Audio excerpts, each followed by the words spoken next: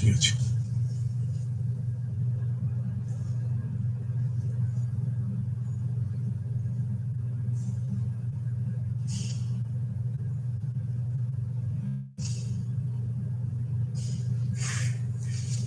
Very good afternoon to all my dearest student friends. So today we are going to discuss on a different topic, that is environment protection and sustainability. The layout of the discussion today would be like this. First of all, I will start with the introduction. Then I will speak on the evolution of environmental protection legislation that in India. And after that, environmental framework in India and what is the impact it has got on the businesses and industries, which are discussed on that. And the implementation of the compliance part and the enforcement part of different legislations, and the judicial forums on the environmental protection, what are there, and the liability of the corporates to meet all those necessities, and the climate change that too in India, and what are the schemes and the fiscal policies, market-based measures that we have, that also we shall touch upon, apart from the important development that has taken place till date.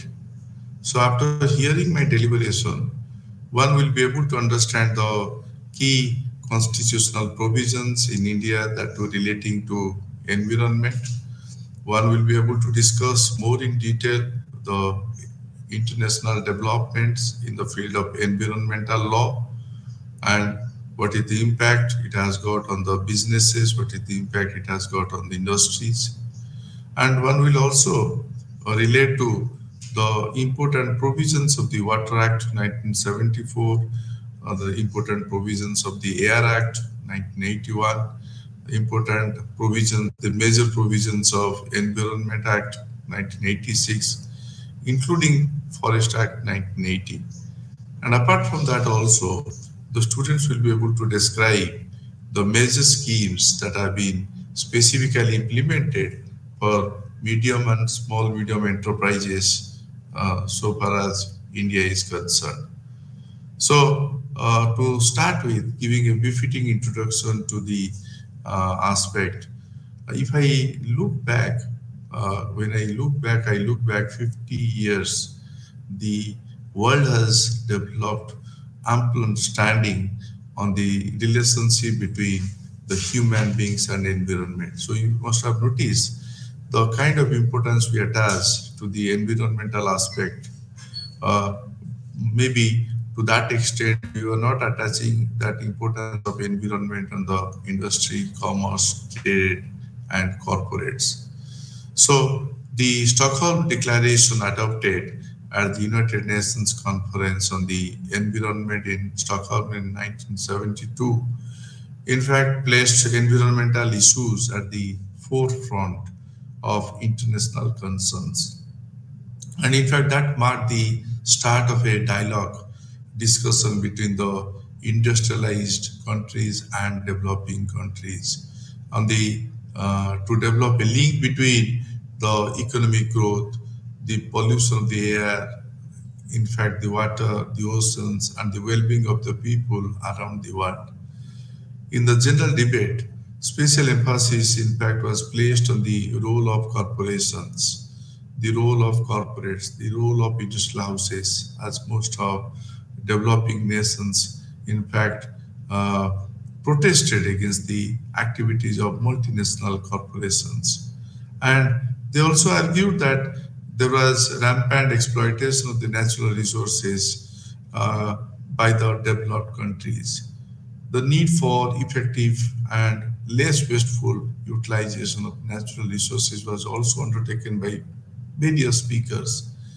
So since 1972, the awareness on the environmental issues has steadily increased, and human activities, if I look at human activities like your deforestation, human activities like your burning of fossil fuels, human activities like your changes in the land use, in fact, rising population, human activities like your excessive use of natural resources or rampant industrialization, all of them have adversely affected the environment, is not it? But however, such issues often take a backseat. Uh, why do I say they often take a backseat? That is in view of industrialization, that is in view of economic growth, that is in view of maximizing profits. So efforts is required, and in an effort to link economic development, in an effort to link the environmental stability. So Brundtland Commission published a report titled "Our Common Future" way back in 1987, which talked about the concept of sustainable development. So when we are talking of sustainable development, what is that sustainable development? It is a kind of development that meets the needs of the present without compromising the ability of the future generations to meet their own needs. So if I look at last decade, this last decade has been several important developments that too in the international arena, which specifically deal with sustainable industrialization, which uh, specifically deal with the production and the consumption.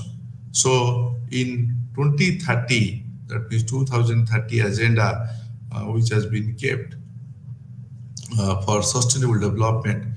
Keeping that in view, they adopted in September 2015 includes 17 sustainable development goals. Specifically, uh, um, they put the onus of sustainable development not just on the government.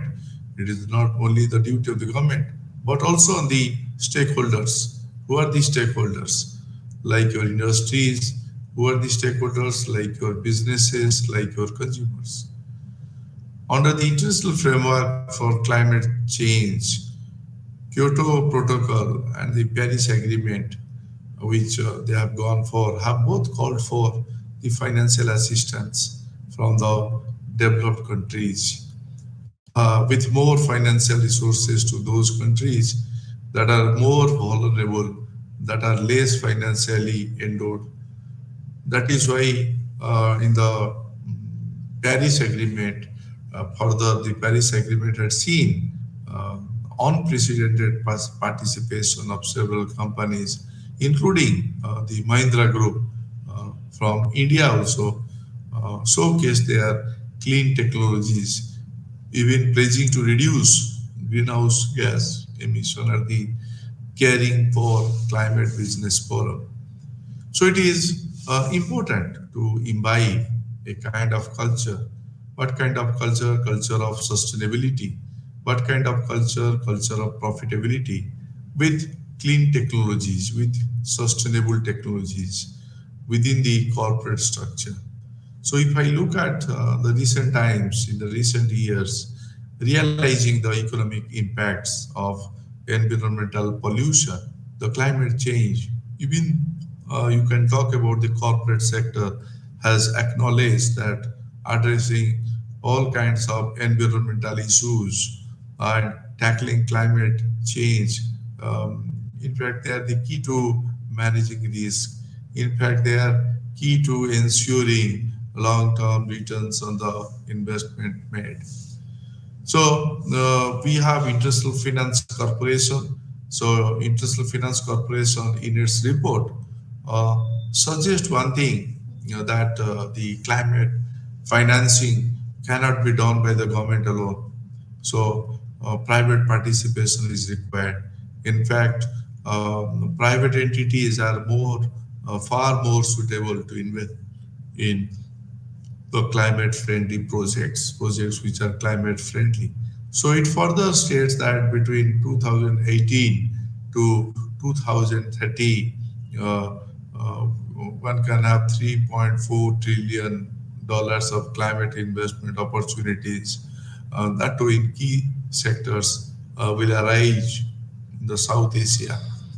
So, if the different purposes are made by the countries in the South Asia, out of this $3.1 trillion of opportunities also will be presented in India alone.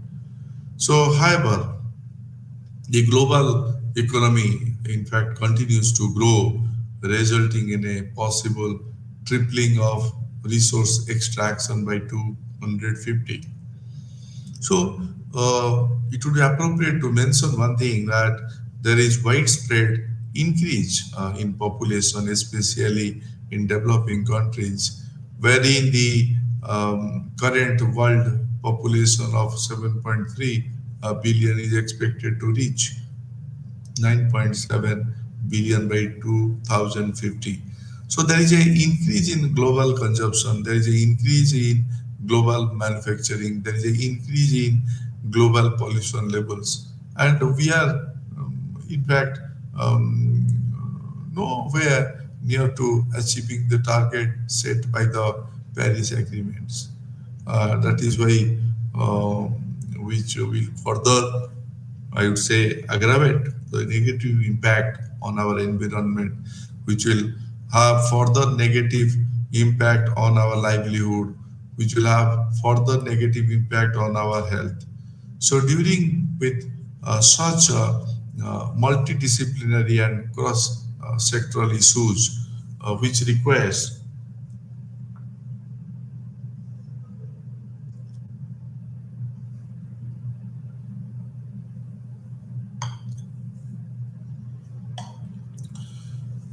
two pronged strategy. Firstly, you develop proactive legal mechanisms with effective compliance, with effective monitoring system. The purpose for, you can say, reducing pollution, as well as creating a very comprehensive framework of liability and payable damages.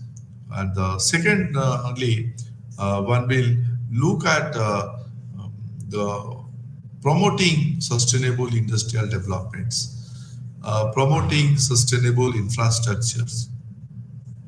These are all by way of appropriate, I would say, incentive-based schemes, or appropriate fiscal policies, appropriate market mechanisms. So it is important to note one thing, that successful implementation, if we are looking for, it is of such measures which depends on the collective effort of all the relevant stakeholders, including the government, including the consumers, that we are more concerned about, along with the industries, along with the businesses. So, with this kind of introduction, let us go for that evolution of environmental protection legislation in India. So, if I look at India, India's approach towards environmental protection was piecemeal. India's approach towards environmental protection was reactive in nature. So, in response to Stockholm Declaration 1972, AIR, that means Air Prevention and Control of Pollutions Act 1981, Water, similarly the Prevention and Control of Pollution Act 1974, they were all introduced. Further, Art 48A and 51G, they were also incorporated in Indian Constitution by way of 42nd Amendment in 1976. So it is unfortunate to note that beyond causing continual environmental harms, industries can also be responsible for severe disasters or large-scale disasters, maybe resulting in the deaths of millions of people. But India was ill-fated to witness one of the world's worst industrialist disasters in the form of, you can say, if you remember rightly, the Bhopal gas tragedy. That was way back in 1984, and killing thousands of people. So this incident was In fact, the turning point for the environmental jurisprudence in India. So several prominent legislation, several prominent rules, several prominent notifications, they all were adopted after this incident, taking into account what could be the issues and what were the challenges that increasingly emerged as part of your modern day development. So India experienced a virtual explosion of public interest litigation, specifically on the environmental issues and specifically on the courts also assumed a more, you can say, um, proactive role in the form of public education. So policy making or the administration that which we always try to take the help. India even started contemplating on having a very specialist tribunal dealing specifically with the environmental matters. So as the Supreme Court stressed on this, on its importance in numerous instances, so finally, sooner or later, after much deliberation and failed attempts, National Green Tribunal was established way back in 2010, 2010. So since its inception, so it has played an important role in shaping in shaping the environmental litigations in India. So that is why India has started adopting more, you can say, holistic approach, or you can say comprehensive approach towards environmental protections and finally regulating the pollution enhancing um, or the pollution originating or pollution emanating from industries. So what I mean to say that we have constitutional provisions for environmental protections because the Indian constitutions, if you look at, that is a living document available always, which has evolved and there's a growth with the time which has taken place and noticeable. So substantive provisions for environmental rights, the substantive positions, provisions are there for the duties. They were all lacking in our, you can say, regional constitutions. However, its landscape was changed by way of 42nd amendment, which introduced specific provision for environmental protections in the form of directive principles of the state policy and fundamental duties. So, with the introduction of these two articles, both the state and the citizens are now under the constitutional obligations to protect the environment, to preserve the environment, to safeguard the environment. Because to safeguard is most important so far as environment is concerned. Similarly, when we look at the Article 21, obviously the Indian Constitution states one thing. Indian Constitution is talking of no person shall be deprived of his life, or no person shall be deprived of his personal life. That means he should have personal liberty, except according to the procedure established by law. Supreme Court has, in this case, that means the Birender Gar versus State of Haryana. So in that case, interpretation went and interpreted the uh, uh, wildlife in the liberal manner, and of course, stating that one thing, we have to be more serious because Article 21 protects the right to life as a fundamental right. But enjoyment of life and its attainment, when we are talking of including their right to life with human dignity, and it encompasses within its ambit and the protection of environment, preservation of environment, similarly protection of ecological balance, preservation of ecological balance, which must be free from pollution of work, which may be from pollution of, you can say, water. So your sanitation, without which life cannot be enjoyed. So any contra acts or actions that would cause environmental aspect, and that must cause ecological aspect, that must cause air, that must cause, um, apart from everything, the water, the pollution, all these things should be regarded as amounting to violation of Article 21. Further in the, I am reminded of one thing, that further in the case of UMC Mehta versus Union government, what happened? The Supreme Court treated the right to live in healthy environment. The Supreme Court treated the right to live in pollution-free environment, because this is as part of your fundamental right to life under Article 21 of the Constitutions.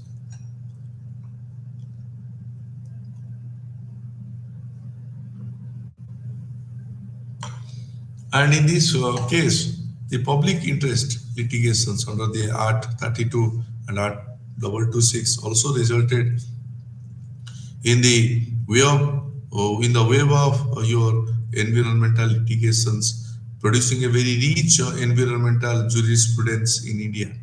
So that is why India's constitution now guarantees one thing, that right to healthy environment, right to clean air, you be right to clean water.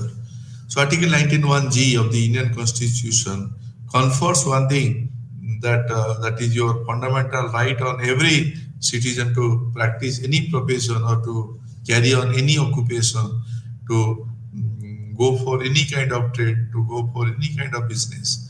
But however, it is subject to reasonable restrictions in case of Bura Bazaar Fireworks Dealers Association and Commission of Police Calcutta, which was held that Article 91 of the Constitution of India does not guarantee the fundamental right to marry on the trade or on the business which creates pollution or which takes away that community's safety, community's health, peace of the community. Now coming to the environmental framework in India and what is its impact on the businesses, what is its impact on the industries. So in the present deliberation, we'll be dealing with the Environment Protection Act 1986, Water Prevention and Control of Pollution Act 1974, your that is the Prevention and the Control of Pollution Act 1981, apart from the Forest Conservation Act 1980 and the Wildlife Protection Act 1972. Now coming to the each component one by one, we talked about water and the prevention of it and the control of pollution way back in 1974.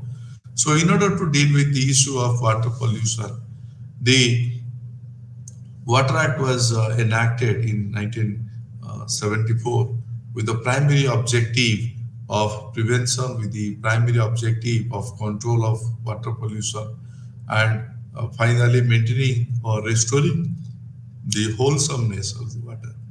So the Act specifically prohibits the disposal of any poisonous or noxious or polluting matter directly, whether it is directly or indirectly, into any kind of stream. So sewer or the land, that can also be seen. So in order to achieve this objective, it established central and the state pollution control boards with the function of developing standards for affluent, for developing the sewage aspect, the sewage as well as the recovery of water, etc. So it empowers the state boards to obtain information from any establishment regarding its constitutions. And the installation part, when we are talking of the operation with a view to prevent air pollution, with a view to control air pollution, it also authorizes the state bank to take any kind of water sample from any stream, well, sewerage or the trade affluent passing through any plant or vessel. And the act further uh, authorities, the state boards, to enter and not any kind of inspection, any plant which will be made. So the Act further authorizes the state board to enter and inspect any plant, to enter and inspect any record, to enter and inspect any kind of, you can say, register or documentation in order to determine whether the orders of your direction of boards have been complied with or not. With regard to the power of entity and the inspection, the state board shall have the power of district magistrate and under this section 94 of CRPC relating to such relating to seizure. So it is important to point that if an offense is committed under this act by a company, then every person who at the time of offense was responsible for the affairs of the company or in charge thereof shall be guilty of the offense or the punished also sometimes imprisonment of 3 months or to six 3 months to 6 years and the daily fines as well as in case of continuous violation. So consent to establish and consent to operate, that means operate is most important because establishment of any industry operation or the establishment of training industry or the institute which are going through the process. So in that case, we have to see that uh, what is likely to discharge sewage and what is likely to uh, go for the trade, that means affluent into the stream, as well as the sewage, where land requires prior consent of the board. So the second one, after discussing the Water Act 1974, the second one is the air, that is Prevention and Control of Pollution through Air Act 1981. So the act was enacted way back in 1981 to provide for the prevention, to provide for the control, and in fact, to have necessary control. And when you fail to do so, there should be abandonment. Uh, and the abandonment has to be seen from all perspectives. So the act includes noise pollution because it specifically prohibits the industries from emitting pollutants in excess of the standards laid down by the state boards. So similar to the Water Act, the Air Act also authorizes the state board with the power to obtain information. So power of entry and power of inspection, both the power, one should have to take samples from the emissions and in fact permits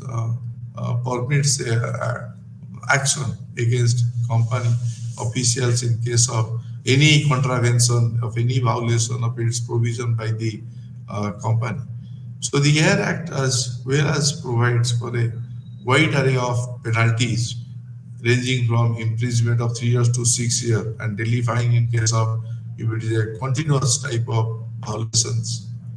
Now coming to the consent part, consent to establish and consent to operate, uh, that one has to look at because the Act requires certain industrial plants to apply for consent from State Bank of India board and you can say the board which are renting contract may also impose certain conditions. And when I say imposing certain conditions which are required to be followed by the concerned industry, so failure to comply with the conditions, in fact, um, uh, comply with conditions of or operating without appropriate consent could also result in the closure of the industry and carrying up mining operation of stones on the border of Rajasthan, or and UP without obtaining necessary permission from the competent authority was held to be illegal, and persons were restrained subsequently from working out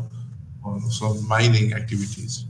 Then we have Environment Protection Act 1986, and even though there were existing laws in India dealing indirectly with a vast array of environmental issues.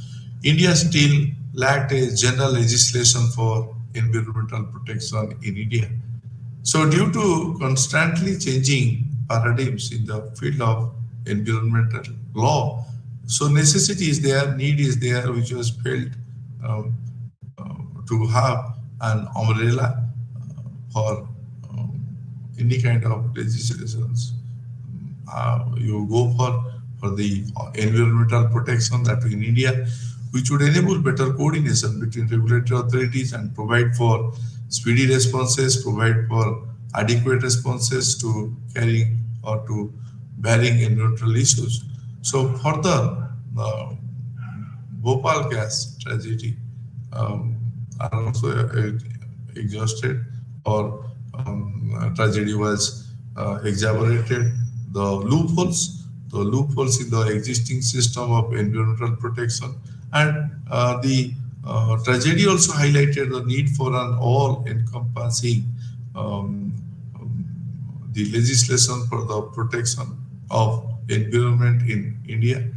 So, in view of these issues, uh, in issues pertaining to environmental act was there taken care of by the environment act was enacted way back in 1986. So the act gave sweeping powers to the central government, providing that it could take all such measures as it deems necessary or expedient for the purpose of providing, you can say,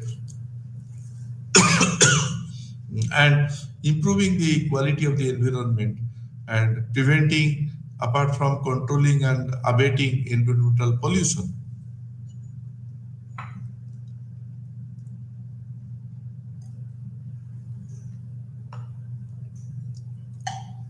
So, in particular, for instance, measures could include, we can have restrictions of areas in which you can talk about any industries, any operations, or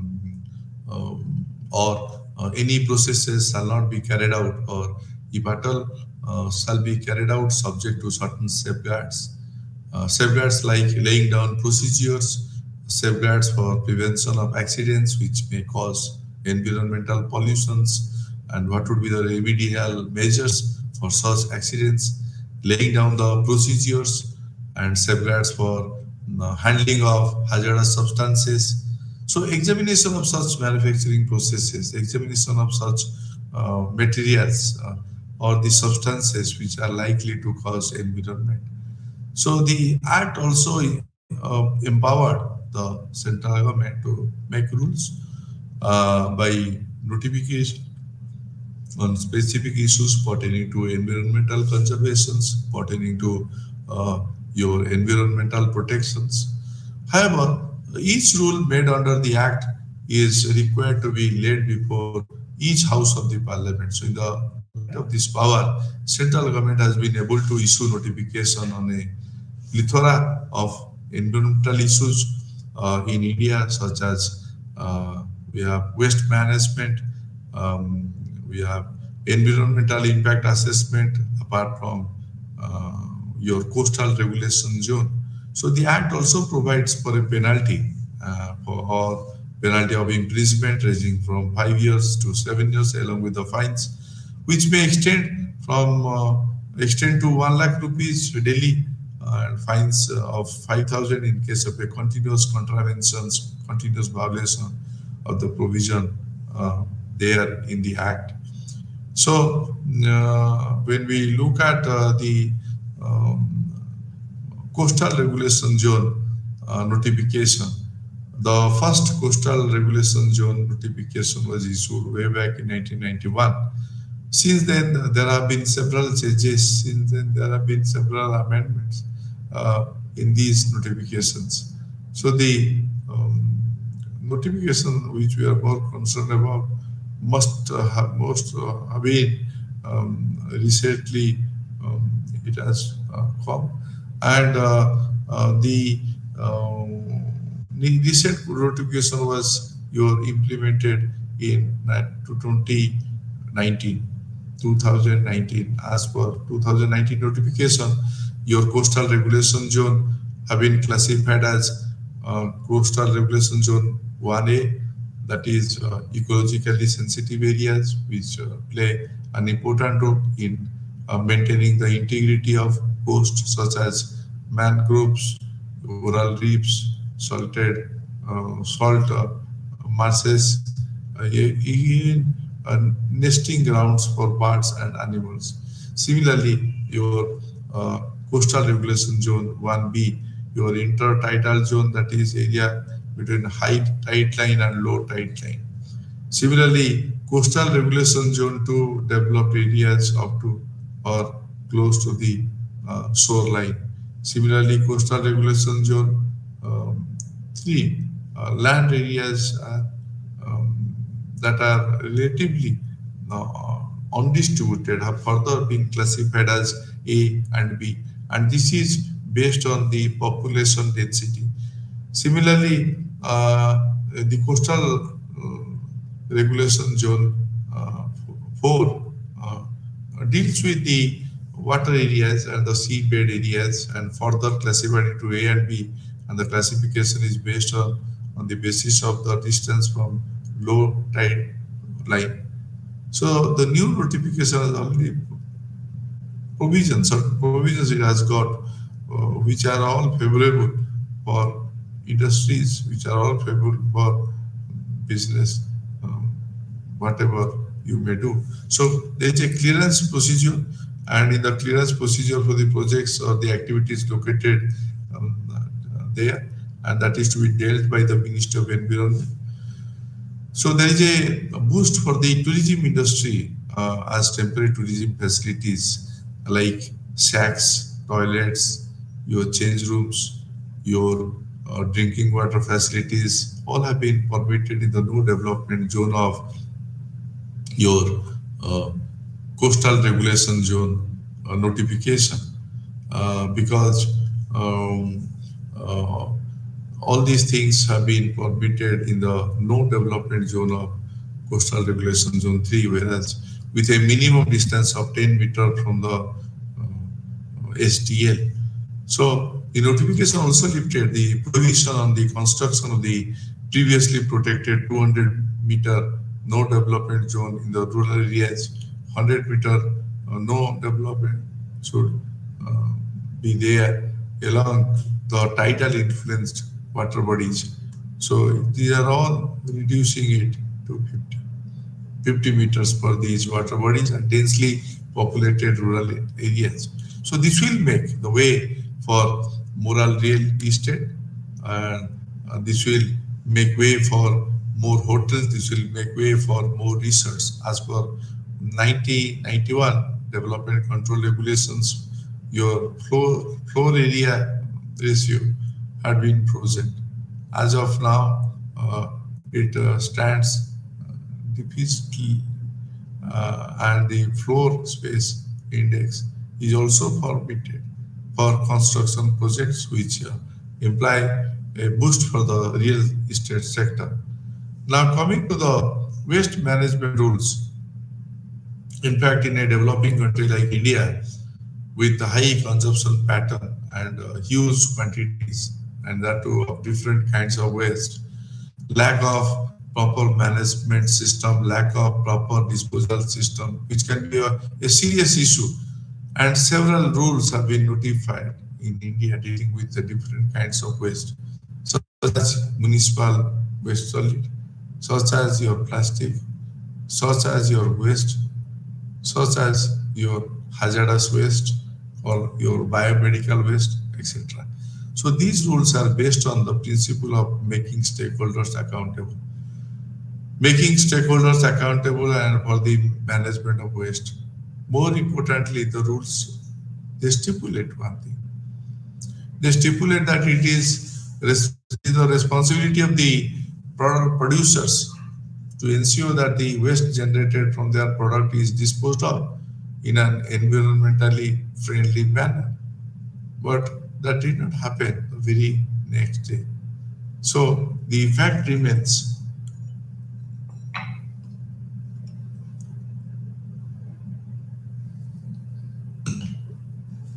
when we are talking of the any kind of giving making the responsibility, making the producer responsible to ensure that the waste generated from their product is disposed of, and that is to be disposed of in an environmentally friendly manner. So it can be seen as a policy principle to promote the total life cycle environmental improvements of the product systems. And that is by extending the responsibility of the manufacturers of the product to various parts of the entire life cycle of the product, and especially the take back, especially the recycling, especially the final disposal of the product. Because in India, the principle of extended producer's responsibility has been the integral part of your waste management rules. The batteries management as well as the handling rules. 2001 was the first to be based on the concept of your extended producer's responsibility without explicitly mentioning it. Thereafter, the rules made for the plastic waste management handling rules 2011, after e-waste management handling rules 2011 explicitly lay down the provisions of your extended producer's responsibility. So the concept of extended producer's responsibility has received much needed attention in the recent times, because in the recent rules formulated for your effective management of solid waste, it is one of the most important parts of the e-waste rules of 2016 and plastic waste management rules of 2016. For the first time, it would be appropriate to mention that it has also been included in the solid waste management rules 2016 as well, because plastic waste management rule 2016 illustrates one thing, that the primary responsibility of collection of used multi-layered plastic sachets or the pouches or your packaging is of producers. Importers and brand owners who introduce the product in the market. So they need to establish a kind of system. It should be a system for collecting back the plastic waste generated due to their products. So there are different approaches for successful implementation of the same. So Indore adopted a ward-wise approach and in 1 year achieved 100% segregation of waste at source from household and commercial establishments. And the sorted waste is easily sellable in the to the recyclers. The recyclers are also today queuing up for daily collecting their category of waste with an assured quantity, with an assured quality also. So now coming to the environmental impact assessment notification. Initially, yeah, it is all initiated formally in 1994. The current impact, environment impact assessment notification 2006 lays down a very detailed process for obtaining the prior environmental clearance for any new projects, for any new activities, or if at all you go for expansion of existing project, if at all you go for modernization of existing projects, and project seeking capacity addition with change in process or with change in technology. So category A projects, they require their clearance from the Ministry of Environment, Forest and Climate Change, while category B type projects, they apply for clearance to the State Environment Impact Assessment Authority. So category B projects can be further broken into B1, B2, thereby determining which projects and which activities will require an environment impact assessment before approval. So since January 2016, institutions have been created at the district level as well as they too have been included in the environment impact assessment uh, uh, notification, and in all the cases the approval is very much required for approving certain instances of mining of minor minerals. So these are the District Environment Impact Assessment Authority and District Level Expert Appraisal Committee. So since March, I would say 2016, Ministry of Environment, Forest and Climate Change has adopted a new method of classifying each type of industry. A concept of white industries has been introduced to denote non-polluting industries. They don't need any kind of permit, they don't need any kind of concept, and just required to notify the relevant state pollution control board. So a pollution index score is also given to each industry depending on the utilization of resources, yeah, depending on the utilization of air permissions or hazardous waste generated.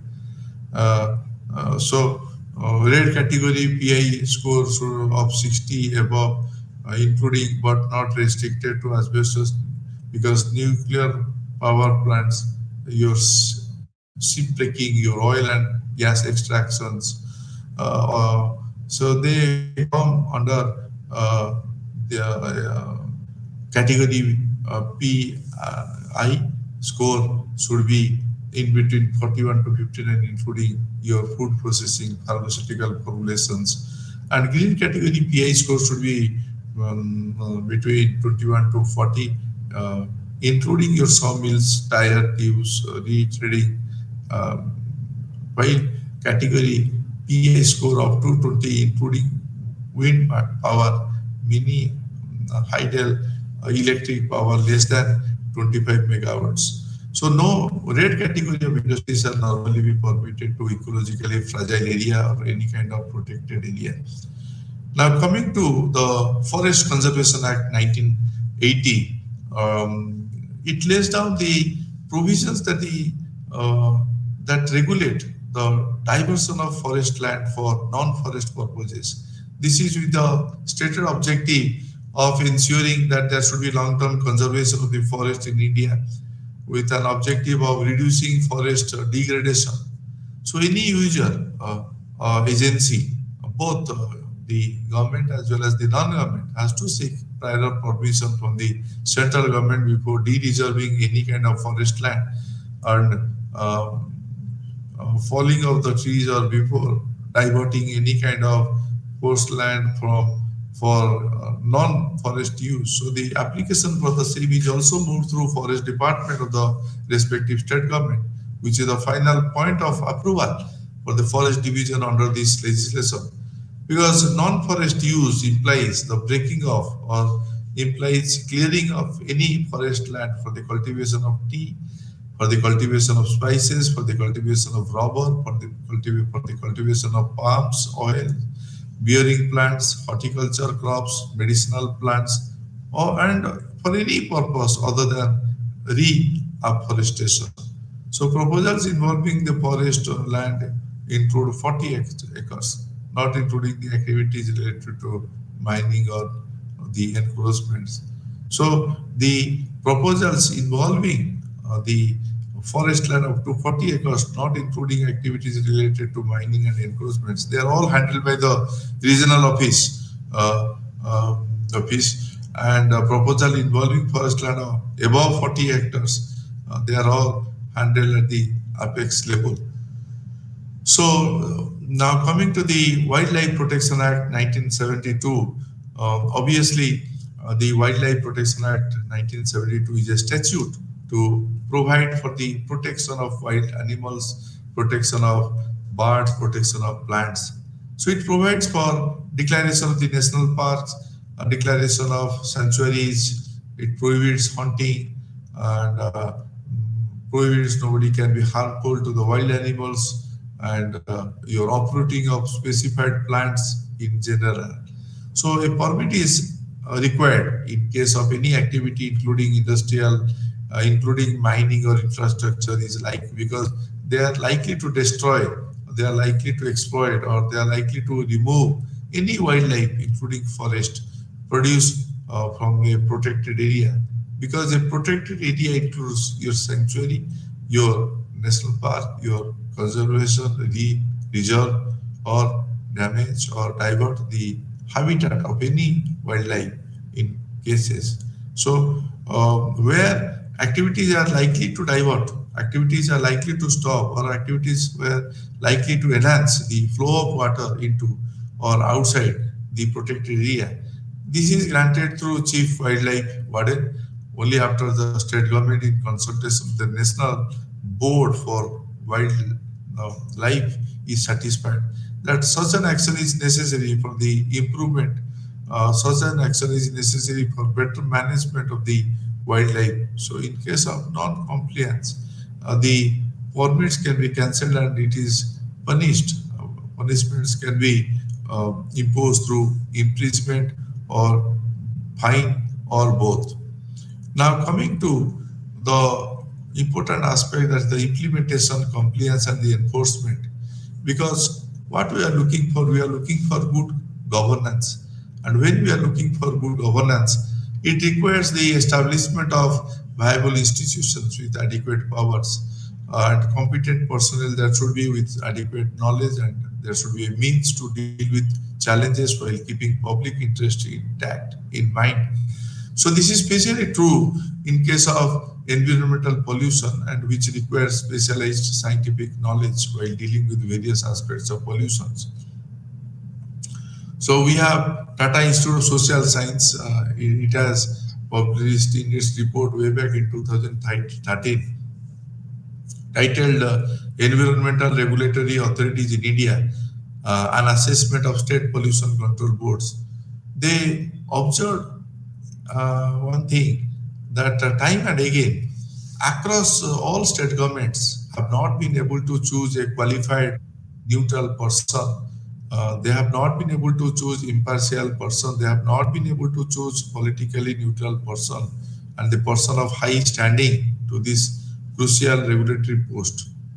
So the recent appointments of the chairpersons of various state pollution control board like Karnataka, a senior BJP leader in Himachal Pradesh, Congress party leader, former MLA, Uttar Pradesh, appointed on the recommendation of a Samaj SP, Samajwadi um, leader, and Arunachal Pradesh, sitting NCP party MLA, Manipur Pollution Control Board, sitting MLA, Maharashtra, former bureaucrats. These are all in blatant violation of the Apex Court guidance, because Supreme Court in the case of Taki Tara versus Rajendra Singh Bhandari highlighted one thing, that the State Pollution Control Board, so constituted under the Water Act, Water Prevention and Control Pollution Act 1974, and the Air Prevention and Control of Pollution Act 1981, possesses only few or sometimes none of the attributes of good governance. And again, a few or none of them are also adequately empowered. So that is why the Apex Court stated that this is a serious problem, afflicting the State Pollution Control Board for at least 2 decades, if not more. So that is why so many number of cases, 589 cases were registered under Water and Air Act throughout India. Further, under Environment Protection Act, total number to the tune of 992 were registered all over India. Even though it is a substantial increase in the number of cases from 2019. Still, there is a long way to go, no doubt about it, in order to ensure the protection from environmental pollution and determining the liability of the individuals or other such industries which are responsible for environmental pollution. So, even though India has necessary provisions regarding protection of environment, maybe in the form of legislations and detailed rules. Still, issues regarding its implementation, still issues regarding its compliances, still issues regarding its enforcement have not been resolved entirely. So judicial forums in India have tried to resolve these issues on a certain to a certain extent. So when now coming to the judicial forums on environmental protection and the liability of the corporates, judicial forums in India primarily, I would say the Supreme Court and the National Green Tribunal, they have played an important role in providing environmental protection and in determining the liability part as well as the damages caused for environmental wrongs. So Supreme Court has developed a rich jurisprudence pertaining to environmental law and policy in India. So it has been the endeavor of this court that to promote and imbibe the principles of international environmental law, such as precautionary principles, your polluter pays principles or sustainable development within the domestic jurisdiction and endorse environmental sustainability. The court has on several occasions directed to the violators to pay hefty fines, which acts as a deterrent against future violation and also results in, I would say, better enforcement of the law of the land. Similarly, many cases through which the court has given direction. And if you talk about the National Green Tribunal, it was established as a statutory tribunal way back in year 2010. The purpose was to make environmental justice accessible. In India, the purpose is to make environmental not only justice accessible but also environmental justice effective, as well as how it can be made expeditiously in India. So in its inception, it has played an important role, I would say, in determining the liability of wrongdoers and providing swift justice to the party who is affected, known as aggrieved party. So realizing the lack of enforcement of your environmental framework and the unwillingness of the State Pollution Control Board to act against the industries, the Central Pollution Control Board may take penal action for failure, if any, against those who are accountable for setting up things, wrongdoings, and causing damage to the environment, and through that you can create a fund to be kept in a separate account and to be utilized in terms of action plan for protection of the environment. So in view of all these direction, so in India, we are more concerned about the climate change in India. So India launched its National Action Plan on climate change way back in 2008. India has been leading host country of clean development mechanisms, investments, enabling countries to invest in emission reducing projects, thereby earning certified emission reductions. And in fact, India has emerged as the second largest beneficiary to China. And so several schemes and the fiscal policies and the market-based measures have been undertaken. And in that regard, India is one of the fastest growing economies of the world. Indian government has initiated several measures in the form of policies, in the form of schemes, in order to promote sustainable production, in order to promote consumption, sustainable consumption, and also providing better and clean technologies to industries. And some of them, the flagship Bureau of Energy Efficiency under the National Mission for Enhanced Energy Efficiency. There are green bonds issued by any sovereign entity. Your intergovernmental groups are there, alliances and corporates, with the aim of that the proceeds of the bonds are to be utilized for the projects classified as environmentally sustainable. Apart from that, we have Securities and Exchange Board of India mandated the top 100 listed companies, entities by market capitalization to file business responsibility reports as part of their annual report. So as per their disclosure requirements, So we have micro, small, and medium enterprises. Uh, so all these schemes and policies, zero, you can talk about zero defect, zero effect, or the scheme for promoting innovation, rural industry or entrepreneurship, or there is credit-linked capital subsidy for technology upgradations also. So all these things for the purpose is that how to take care of the environment. So in the last past 50 years, the world has developed, no doubt about it. And all these cases, India is one of the fastest growing economies of the world. So Indian government has initiated several measures in the form of policies, in the form of schemes, in order to promote sustainable production, in order to promote sustainable consumptions, apart from providing better technology, apart from providing clean technologies, including clean industries and better industries.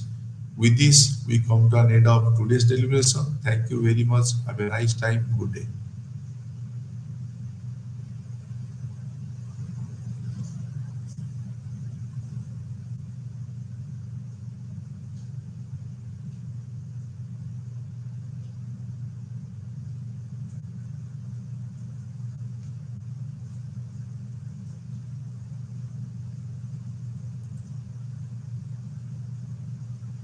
Sir.